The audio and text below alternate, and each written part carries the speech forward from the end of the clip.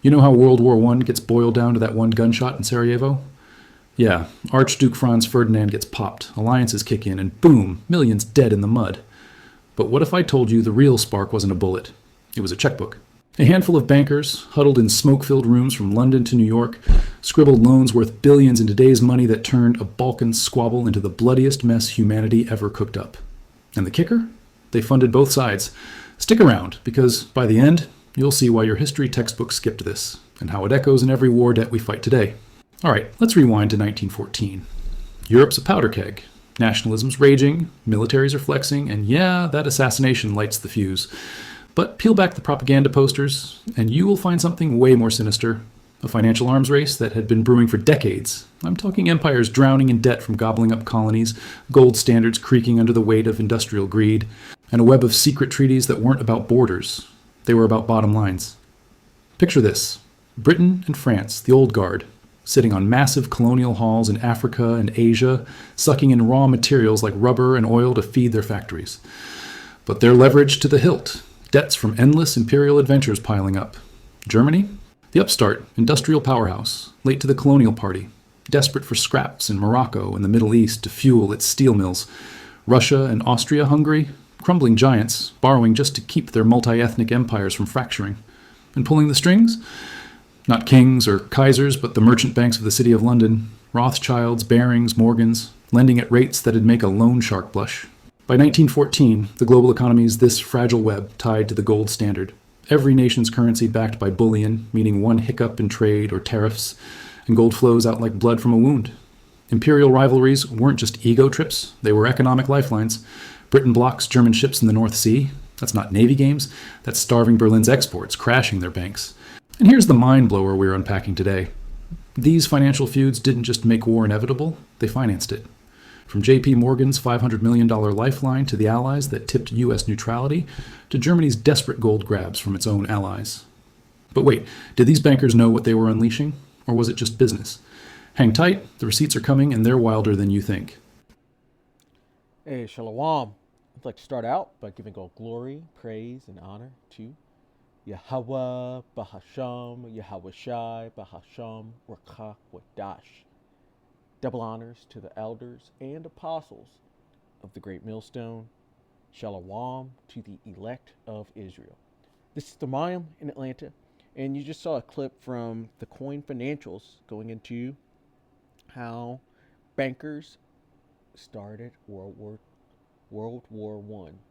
And truly, these bankers are the elite of the world, starting with your Rothschilds, your Rockefellers, your DuPonts, your Gettys, your Oppenheimers. Spoke of Morgans as well in this.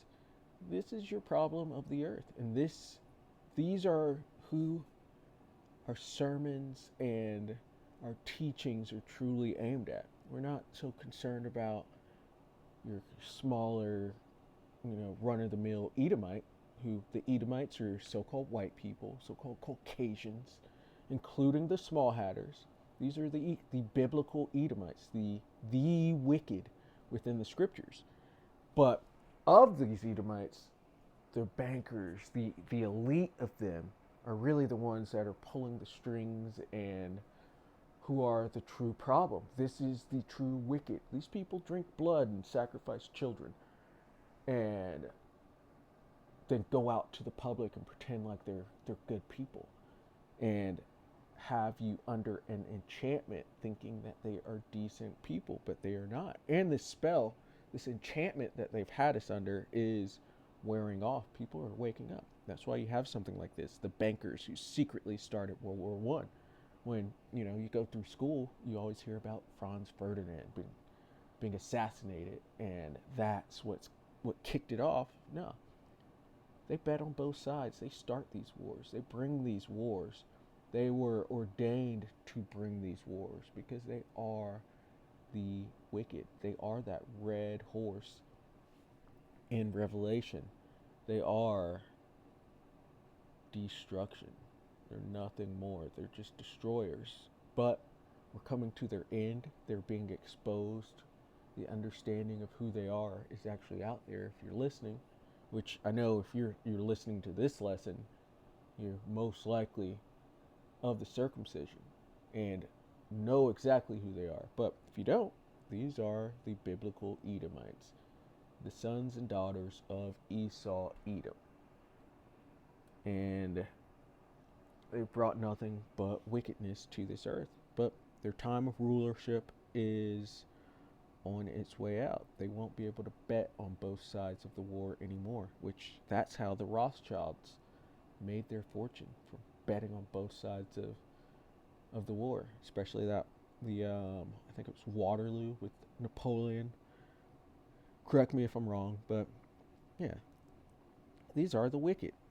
This is also Lucifer, the elite of Edom, because they're the ones that have the light being knowledge, but their knowledge is of wickedness, which, knowledge of wickedness is not really knowledge. These are the light bearers, though, and their torch is about to be put out. But let's get into the scripts. This is Revelation chapter 6 and verse 3. And you see right there, it says, the second seal war.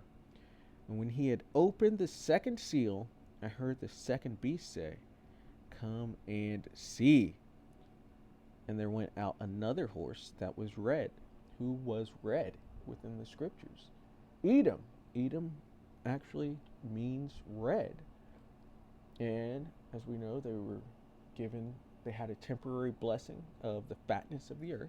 So the best parts to dwell in within the earth, best parts of the earth would be theirs to exact resources from and to dwell in. And they also had the blessing of the sword, which the sword goes into any technology that can do hurt. So their tongues can count as the sword, their guns and their bombs and their missiles and all military technology can count as the sword, and their pen, because they put their words into writing, which does hurt to people. But this is that red horse, these Edomites, and especially the elite of them. And there went out another horse that was red. Horses also go into power. It says, and power was given to him that sat thereon to take peace from the earth. Betting on two sides of the wars, taking peace from from the earth. Pushing these wars and having many, it's a world war. Millions of people died in these wars. And this isn't the last one. They had World War I, World War II, and we still have World War III to come. These people have caused massive amounts of bloodshed throughout the earth. They have taken peace from the earth. They are the problem of the earth, and they're about to be taken out by Yahweh Bashim Yahushai with the return, the second coming. So you can just think, Isaiah 63, who is this that cometh from Edom? Red, Edom red, with dyed garments from Basra. Just speaking to the Edomites, no matter where they are on this earth. The Lord is coming to take them out of power. Small and great, rich and poor, all of them. They're going to be taken out. In which, you think about the Edomites and how many of them died in this war, in World War II. They've been lied to a lot as well, and they also need for their elite to be taken out of power. No mercy for them whatsoever. No mercy to them that gave no mercy. But they're actually two-time losers in this, and it's going to be harsh for them. But most of this is directed at the elite. So take peace from the earth, and that they should kill one another, and there was given unto him a great sword. That great blessing in which they got the sword. And they have used that sword.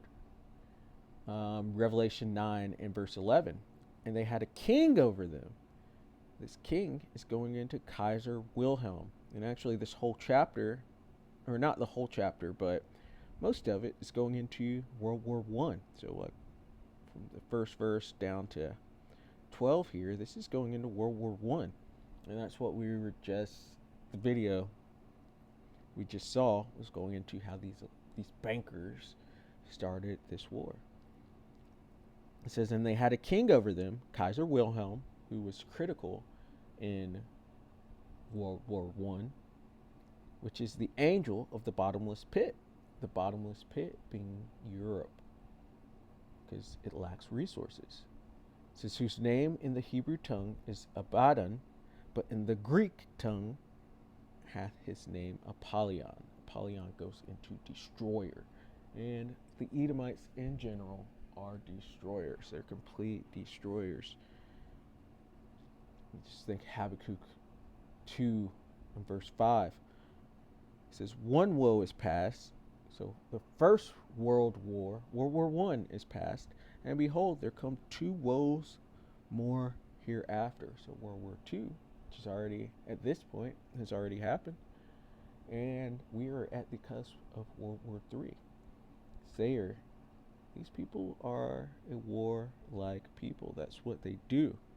And so I actually wanted to get the lyrics of, because watching that clip of how these bankers started this war, which go back and watch the whole thing. It's only 11 minutes, but it goes into how they started it. But it made me think of this Black Sabbath song, Ozzy Osbourne, lead singer of, called War Pigs, which I'm sure you've heard. It's a great song, but it goes into this, and it's really just speaking of the Edomites, the elite of Edom, and how they think, how they operate on this earth. So, War Pigs. It says, generals gathered in their masses, just like witches at black masses, in which that's what the elite are. They're just a bunch of sorcerers. Evil minds that plot destruction, sorcerer of death's construction. In the fields, the bodies burning, as the war machine keeps turning. These people, they have to have war. They profit from war, and they keep this war machine going and going and going. It says evil minds that plot destruction. Scripts talk about how they cannot sleep unless they've done some wickedness. It says death and hatred to mankind, poisoning their brainwashed minds. Oh Lord, yeah. And they hate mankind. They hate themselves. They hate everything. They're destruction, and they have indoctrinated and poisoned the minds of humanity. As politicians hide themselves away. They only started the war. Really, the politicians are just a front to the wicked elite that are really starting these wars. But Second Ezra says they're about to get their comeuppance as well. They shall not regard their kings or princes. It says, why should they go out to fight? They leave that role to the poor, and the poor of the people of all nations have had to deal with these Edomites' destructive ways. It says, time will tell in their power minds, making war just for fun, treating people just like pawns in chess. Wait till their judgment day comes. Yeah, it's coming. Their judgment is here. They are sealed for the day of judgment, the evil that the Lord has put away for the day of evil. Paraphrasing. And they're the great example that is going to be made. This is now in darkness, world stops turning, ashes where the body's burning. No more war pigs have the power. Hand of God has struck the hour. Day of judgment, God is calling. On their knees, the war pigs crawling, begging mercy for their sins. Satan laughing spreads his wings. Oh Lord, yeah. We're coming to their judgment, because they've done so much on this earth, and they deserve this great judgment that is coming. And the Lord has sealed them and kept them in waiting all the way for the great day of judgment. This is Psalms 140 and verse 1. To the chief musician, a psalm of David. Deliver me, O Lord, Yahweh Ba'Shem Yahweh, from the evil man. These are the Edomites. Those Rothschilds, the Morgans, the Rockefellers, the Oppenheimers, the DuPonts, the Gettys, so on and so forth. These are the people that have the power to kill. The Lord's given it into their hands. They are the sword of the Lord. says, preserve me from the violent man. These are the most violent people on the earth. They cover it up through their media and they put the face of Jacob there, Jacob being the so-called Negroes, Latinos, and Native Americans, as well as are scattered. They try to place us as the violent man, their projection. Just saw Elder Malcolm's video going into how they project their crimes and their evil onto Jacob, but they're the true violent man. Look where everywhere they are is stolen, and they stole it at the tip of the sword. They took it violently. These are violent people. They're bloody. Even how they look shows you that it's a warning that these are violent, bloody people. Edom, red. It says, which imagine mischiefs in their heart. Continually are they gathered together for war. And that's the point there. They're always pushing war because they profit off of war. They profit from the hurt of people. It says they have sharpened their tongues. And going back, continually are they gathered together for war. Just look at the U.S. or Babylon the Great's war record. They've been at war for something like 90 to 95% of the time that it has existed. They're always in wars. And then if you don't see a war, there's a secret war going on. These are a war, a people of war. These are warlike people. And they've brought war to the entire earth. But they're about to be put down, and there will be no more war with the Edomites being removed from power. They are everyone's enemy.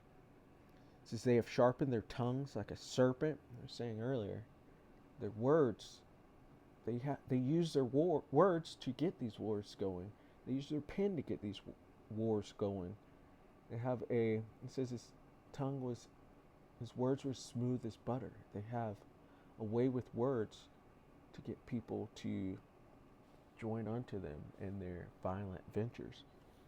It says adders, poison is under their lips, because they're speaking, but really there's some venom coming out. There's poison, there's death that's going to come to you if you listen and you take heed to their words. It says, keep me, O Lord Yahweh, Bahasham Yahweh Shai, from the hands of the wicked being the Edomites. You could go to Malachi 1 and verse 4. These are the whole wicked of the whole Bible. The wicked of the whole Bible, so-called white people, and these small hatters, in which I will say, not every single white person, because Israel is scattered throughout the four corners of the earth. There's a great number of Israelites that resemble so-called white people. I'm not saying it's anywhere near the majority or anything like that, but there are Israelites that look like Edomites, but they're actually go back to, through their father's seed line, they go back to an Israelite. And so it's not every single one of them that are the wicked, but you can tell there's a hate in them that you should be able to sense at this point. And they're pretty good at hiding it too, so really just can't trust them. It says, preserve me from the violent man. And even the wicked, there's the wicked that resemble Israelites. Just think of all the children of the conquistadors and the children of the slave masters. And those would be the tares. We just need Yahweh Shai. We need Yahweh Shai to come back. We need the angels to filter these people out, and we need them to be put into chains and then later done away with. They are a problem. It says, preserve me from the violent man. And the Lord is going to leave a remnant. Lord willing, we are of that remnant who have purpose to overthrow my goings. These are violent. It says, preserve me from the violent man. And the Lord's going to, because he's going to put them down. See, have shed blood. They shed the blood of the children of Israel. We fought in these wars. And a lot of us were taken out because of these wars. But no more. No more. Yahweh Shai is going to come and take them and remove them from power.